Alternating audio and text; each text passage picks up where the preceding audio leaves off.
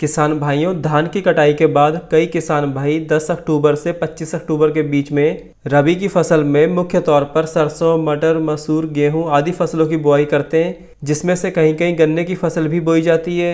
और कई किसान भाई गन्ने की फसल के साथ सरसों, मसूर या मटर की मिलवा खेती भी करते हैं। इसलिए जहां किसान भाई गन्ने की फसल लेना चाहते हैं, वहां गन्ना बुआई के तुरंत बाद मटर, लाही या सरसों की फसल भी बो सकते हैं। क्योंकि गन्ना बुआई के बाद दिसंबर जनवरी में बहुत अधिक ठंड होती है, तो गन्ने का जमाव फरवरी में ही हो पाता है। इसलिए सरसों या सब्जी मटर की फलियां जनवरी में ही तोड़ने या कटाई करने योग्य हो जाती हैं।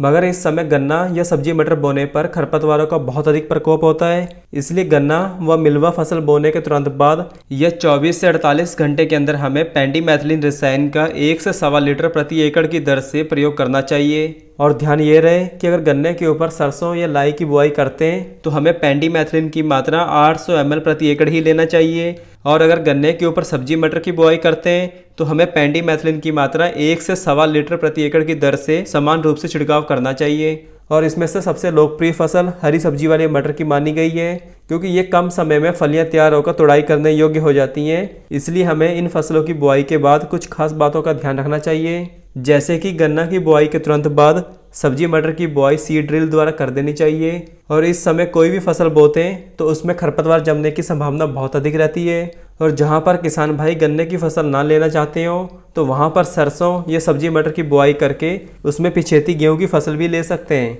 और पेंडिमेथिलिन दवा का प्रयोग करने से पहले हमें कुछ बातों का खास ध्यान रखना चाहिए, जैसे कि इस दवा का बहुत तेज धूप में प्रयोग नहीं करना चाहिए। इसलिए संभव हो तो शाम के समय ही समान रूप से छिड़काव करना चाहिए। और इसकी स्प्रे करने से लगभग 80 से 90% खरपतवारों की रोकथाम हो जाती है। और अगर सरसों की फसल में पेंडामेथिलिन का प्रयोग करना हो तो इसकी मात्रा है 800 ml प्रति एकड़ की दर से स्प्रे कर सकते हैं। और ध्यान रहे कि ये दवा किसी जगह पर दोबारा ना पड़े। और अगर इस दवा का सरसों की फसल पर ज़्यादा इस्तेमाल हो जाता है तो सरसों की फसल जमने के बाद भी सूखने लगती है। सो ध्यान रहे जितने भी डोज बताया जाए तो उतनी ही डालनी चाहिए। और उससे पहले जो किसान वीर हमारे चैनल पर पहली बार आए तो चैनल सब्सक्राइब कर दीजिए और साथ में बनी घंटी भी दबा दें, ताकि हमारी कोई वीडियो आप मिस ना करें। तो चलिए शुरू करते हैं। और किसान भाइयों, अगर आप मटर, सरसों, गन्ना, मसूर, मूंगफली आदि फसलों की बुआई करते हैं तो उसमें खरपतवार ना उगने वाली दवा तो डालते होंगे। तो आज हम प्री एमरजेंस हर्बिसाइड मतलब अंकुर उगने से पहले इस्तेमाल किया जाने वाला खरपतवार नाशक के बारे में थोड़ा और डिटेल में बात करेंगे। मतलब कौन कौन सी फसलों में कितनी कितनी मात्रा में ये दवा डालनी चाहिए, जिससे दवा डालने से फसल की पैदावार पे भी ना असर पड़े और खरपतवार भी ना उगे। तो इसके लिए हमें पेंडिमेथिलिन 30% EC का प्रयोग करना चाहिए, वो भी बुआई के तुरंत बाद ये 24 से 48 घंटे के अंदर, जिससे ये खेतों में सभी प्रकार के खरपतवारों को अंकुर उगने से पहले ही नष्ट करती है। और ध्यान रहे कि बुआई करते समय किसी भी फसल का बीज 2 से 3 सेंटीमीटर मिट्टी के अंदर होना चाहिए, क्योंकि ये जमीन में एक परत बनाती है जिससे खरपतवारों को उगने से रोकती है। मगर कंडीशन ये है कि स्प्रे में 200 लीटर प्रति एकड़ से पानी कम ना लें, क्योंकि जितना ज़्यादा पानी होगा उतनी बढ़िया लेयर बनेगी।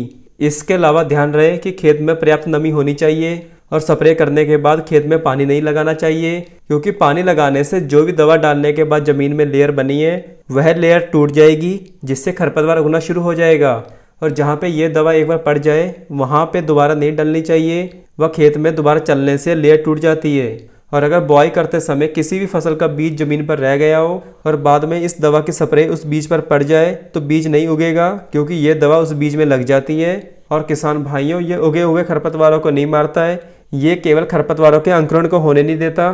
और अंत में बात करते हैं इसकी कीमत के बारे में। तो इसके 1 लीटर पैक की कीमत है 450 रुपये। तो किसान भाइयों, यही सब कुछ था पेंडिमेथिलिन 30% EC के बारे में। और किसान भाइयों, अगर आपने हमारा YouTube चैनल अभी तक सब्सक्राइब नहीं किया है तो चैनल सब्सक्राइब कर लीजिए, जिससे ऐसे ही आपके पास नई नई और समय से आपको वीडियो मिलती रहे। धन्यवाद।